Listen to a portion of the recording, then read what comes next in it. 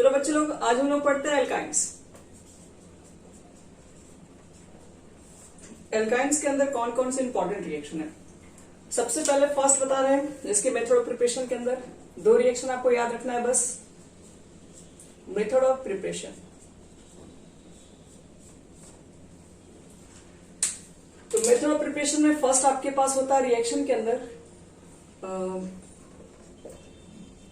Try halide, या फिर इसको वैसे ही बोल सकते हैं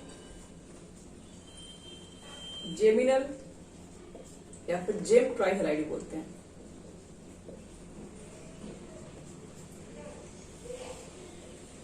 यानी आपके पास ट्राई हैलाइड या जेमिनल ट्राई हैलाइड या जेम ट्राई हैलाइड हेलोएल्केन्स रहेंगे। इससे देखो कैसे प्रिपेयर करेंगे, तो पहले इसको समझना है। इसके अंदर आर हो गया, जेमिनल का मतलब पता है कि एक ही कार्बन पर 3 हैलोजन ग्रुप आ जाएंगे। हैलाइड का मतलब है 3 हैलोजन ग्रुप।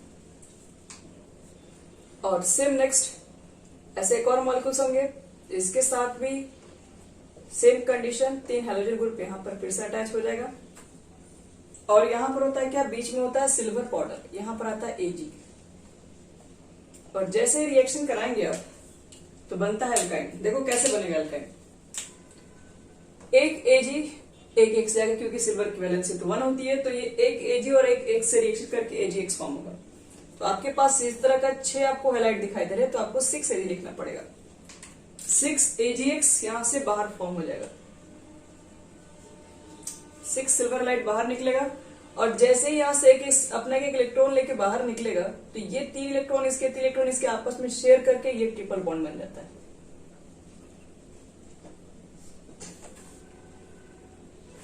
लेकिन ये रिएक्शन इसलिए फेमस नहीं है, ये रिएक्शन फेमस है क्लोरोफॉर्म से।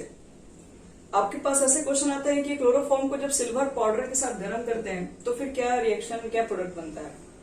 तो क्लोरोफॉर्म का फॉर्मूला होता है CH Cl3, C लिखोगे, H लिखोगे, Cl3। ये आपको हेलोएल्केन के चैप्टर मिल जाएंगे रिएक्शन। फिर यहाँ पर CH Cl3 आप 2 मॉलिक्यूल्स लेके आओ, थोड़ा डिस्टेंस में लिखो, एक Cl, दूसरा Cl, तीसरा Cl। सामने लिख दो, जो भी जैसे लिखना लिखो, कोई दिक्कत नहीं। और यहाँ पर 6 Ag मॉलिक्यूल्स लेकर आएंगे। वही होगा आपके पास, यहां से 6 Ag और यहां से 6 Cl बाहर निकल जाएंगे, और ये तीनों आपस में अटैच होकर बना लेती है एसिटिलीन, और 6 AgCl बाहर। तो ये थोड़ा रिएक्शन क्लोरोफॉर्म के लिए ज्यादा फेमस है, इसलिए इसको बता। लेकिन आपसे क्वेश्चन डायरेक्ट ऐसे कोई आता है कि क्लोरोफॉर्म को सिल्वर पाउडर से रिएक्ट कराने पर क्या होगा, तो बनता है, इसका नाम एल्काइन है, ऐसे फेमस नेम इसको एसिटिलीन कहा जाता है, एसिटिलीन। चलो अब देखते हैं दूसरा रिएक्शन, दूसरे से कैसे बनाएंगे इसको।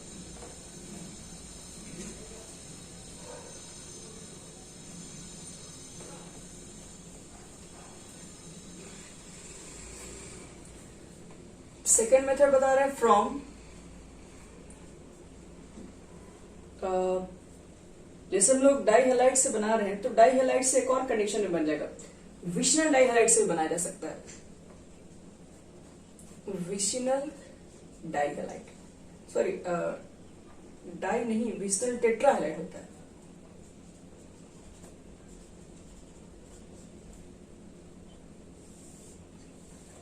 विशनल टेट्रा हैलाइड का मतलब यहां पर ये हो गया कि यहां पर आपके पास 2 कार्बन होंगे और अलग अलग यहां पर हैलोजन प्रेजेंट होंगे,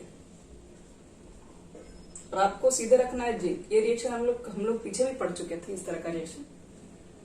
तो यहां पर देखो होता क्या है, एक जेडेन तो सिर्फ 2 ही एक्स को लेके जाएगा, 2 जेडेन लेके आना पड़ेगा, और दोनों तरह के एक्स को लेके जाएगा। ये 2 एक्स जाएगा तो यहां से एक बॉन्ड बनेगा, ये दोनों एक्स जाएगा तो यहां से बॉन्ड बनेगा, तो यहां पर भी एक ट्रिपल बॉन्ड बन जाता है। तो ये विशनल टेट्रा हैलाइड से भी बनता है, और एक और बता दे, ये डाई हैलाइड से भी बनता है, from die halide.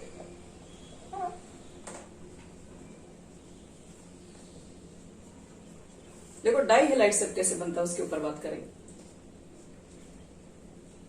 विशनल tetra halide 4 इसमें हैलाइड रहेंगे। हाँ, ये 2 जेडन है,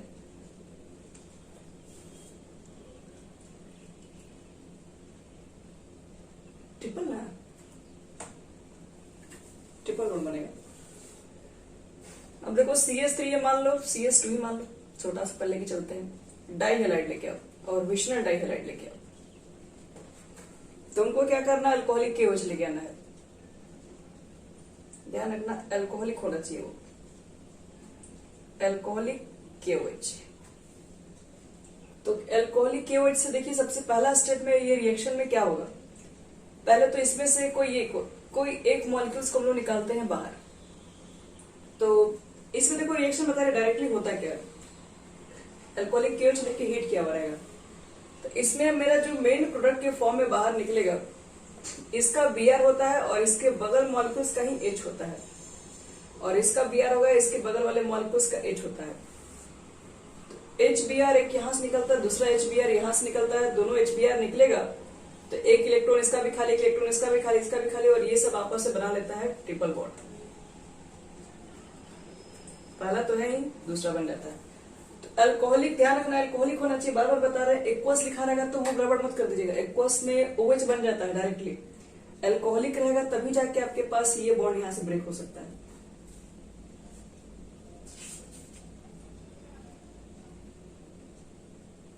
अल्कोहलिक KOH भी रहता है, और एक मिनट, ये रिएक्शन के साथ एक और कंडीशन भी दिया रहता है, ये सोडियम एमाइड भी नीचे लिख दिया रहेगा दूसरे स्टेप में।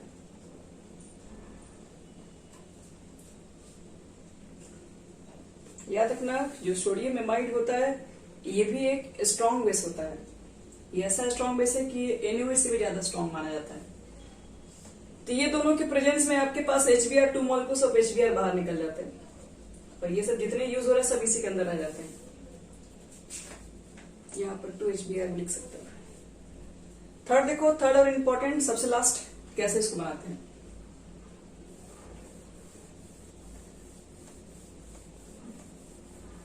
थर्ड हमारे पास होता है hydrolysis. Hydrolysis of metal carbide.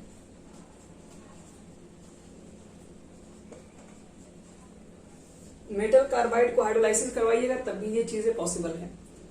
Metal carbide का मतलब क्या हुआ, जैसे कि आपको एल्युमिनियम के बारे में बता रहे हैं, एल्युमिनियम कार्बाइड भी होता है, कैल्शियम कार्बाइड भी होता है, मैग्नीशियम कार्बाइड भी होता है, Mg2C3 होता है। तो ये अलग अलग कार्बाइड है। एल्युमिनियम के कार्बाइड में आता है Al4C3 आ जाएगा। अगर आप कैल्शियम कार्बाइड का CaC2, कैल्शियम की वजह से 2 रहती है ना, कार्बन की 4, तो कट के आ जाएगा CaC2 आ जाएगा। मैग्नीशियम के लिए हो जाएगा Mg2C3। तो देखो यहां ध्यान से, इसको क्या करवाना पड़ता है आपको, हाइड्रोलाइसिस करवाना पड़ता है वाटर के साथ। कैल्शियम कार्बाइड को या फिर मेटल कार्बाइड को हाइड्रोलाइसिस कराओगे तो देखो एल्काइन कैसे बनता है वो समझा रहा है। कोई जरूरी नहीं है कि मेटल कार्बाइड लेंगे और हाइड्रोलाइसिस करवाएंगे तो आपके पास एल्काइन बन ही जाएगा। उसको देखो कैसे पहचानेंगे, इसको भी पहचानने का तरीका होता है। अगर आप इसको हाइड्रोलाइसिस करवा रहे हैं तो एक तरीका बता रहे इसको कैसे फाइंड आउट करना। एल्यूमिनियम आपके पास है, ठीक है, यहां पर आपके पास कार्बन है, तो एल्यूमिनियम पे कितना प्लस दिखता है, एल्यूमिनियम का हमारे पास 3 प्लस होता है। 4 एल्यूमिनियम है यानी कि 4 से इंटू कर दो यानी 12, यानी कि 12 प्लस है।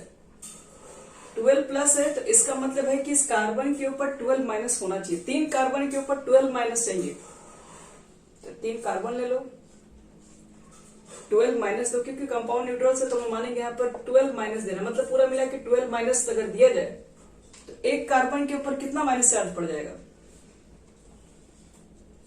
4 आएगा, अभी तो जाके 12 बनेगा। तो एक एक कार्बन पे 4 नेगेटिव चार्ज आएगा, और जितने नेगेटिव चार्ज उतने हाइड्रोजन दिए जाते हैं। यहाँ पर 4 नेगेटिव चार्ज है, 4 हाइड्रोजन दोगे तब तो ये एल्केन बन जाएगा, CH4 बन जाएगा। तो याद रखना कि एल्यूमिनियम कार्बाइड को जब आप हाइड्रोलाइसिस जब कराते हैं तो वहां पर कोई एल्काइन से एल्कीन फॉर्म नहीं होता, वहां पर एल्केन फॉर्म हो जाता है। इसलिए आपको बता रहा है कि ध्यान रखना कि मेटल कार्बाइड लिखा हुआ है तो हर जगह ही लागू नहीं है। अब देखो कैल्शियम कार्बाइड बता रहे हैं, कैल्शियम कार्बाइड लेके चलेंगे तो कैल्शियम के ऊपर 2 पॉजिटिव चार्ज होता है और कैल्शियम एक ही है, इसका मतलब 2 ही पॉजिटिव चार्ज है। अब ये 2 कार्बन है, और आपके पास 2 पॉजिटिव चार्ज है, तो इसका मतलब 2 नेगेटिव चार्ज इनको देना है। तो कितना कितना इसको बांटे हम लोग, एक एक बांटिएगा। तो कहेंगे कि जितना नेगेटिव चार्ज उतना मतलब आपको हाइड्रोजन, ये दोनों को हाइड्रोजन देना पड़ेगा। अब ये दोनों को स्टेबल करने के लिए कितना बॉन्ड बनाना पड़ेगा, ट्रिपल बॉन्ड बनेगा इन दोनों के बीच में। अब ये बनेगा हमारा एल्काइल। तो कैल्शियम कार्बाइड को हाइड्रोलाइसिस करवाने पर याद रखना बनता है आपके पास एल्काइंस बन रहा होता है। और क्या होगा, बाई प्रोडक्ट क्या निकल रहा होगा, सब उसी का हाइड्रोक्साइड, ये एल्युमिनियम हाइड्रोक्साइड बाहर निकलेगा, यहाँ से कैल्शियम हाइड्रोक्साइड बाहर निकल जाएगा। थर्ड कंडीशन को चेक करना पड़ेगा। थर्ड कंडीशन थोड़ा और मेहनत करने वाला है कंडीशन। मैग्नीशियम के ऊपर +2 चार्ज होता है, टोटल 2 मैग्नीशियम आपके पास है, तो टोटल ये 4+ हो गया। और आपके पास 3 कार्बन है और 4+ यानी 4 नेगेटिव चार्जेस कार्बन को देने हैं। तब यहां पर अरेंजमेंट में थोड़ा दिक्कत हो सकता है आपको, कैसे इसको अरेंज करेंगे, तो समझना इसको। इसके ऊपर एक नेगेटिव चार्ज, इसके ऊपर एक नेगेटिव चार्ज, इसके ऊपर एक, तीनों नेगेटिव चार्ज इसी को देती है, क्योंकि एक तो आपके पास 4 है, 3 लोग हैं, तो पूरी तरीके से इक्वल नहीं बटेगा, ये तो समझ में आ रहा है। अब किसी को यहाँ पर 2 अगर आप बांट देंगे तो फिर बीच में ये दोनों में सेटिस्फाई नहीं हो पाएगा, इसलिए एक के ऊपर 3 लगा दो, इसके ऊपर 1 लगा दो चार्ज, और बाकी जो बच गया उसको बैलेंस कर दो हाइड्रोजन से। देखो ये हो गया आपके पास, ये 3 हाइड्रोजन यहाँ पर, 1 हाइड्रोजन यहाँ पर हो जाता है, और ये ट्रिपल बॉन्ड बना दो तो सबका 4 पूरा हो गया। मतलब यहां से बन जाता है प्रोपाइन। अगर हमने मैग्नीशियम का हाइड्राइड कार्बाइड ले लिया तो वहां से बन जाता है प्रोपाइन।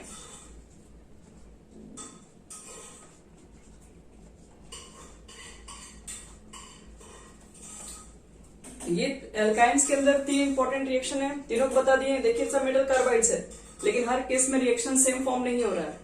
फर्स्ट कंडीशन एल्केन बना दिया, सेकंड कंडीशन एल्काइन बना लेकिन वो एस्ट्रीन बनाया, थर्ड कंडीशन में बना ही एल्काइन ही बना लेकिन वो प्रोपाइन बना दिया। एक ही साथ 3 कंडीशन लागू हुआ, तीनों अलग अलग हो गया। तो इसलिए ये सब रिएक्शन काफी इंपॉर्टेंट बन जाते हैं। अब इसमें 2 केमिकल प्रॉपर्टी सिर्फ बताएंगे, आज पूरा ही कंप्लीट कर दे रहे हैं, ज्यादा ही टाइम आ रहा है।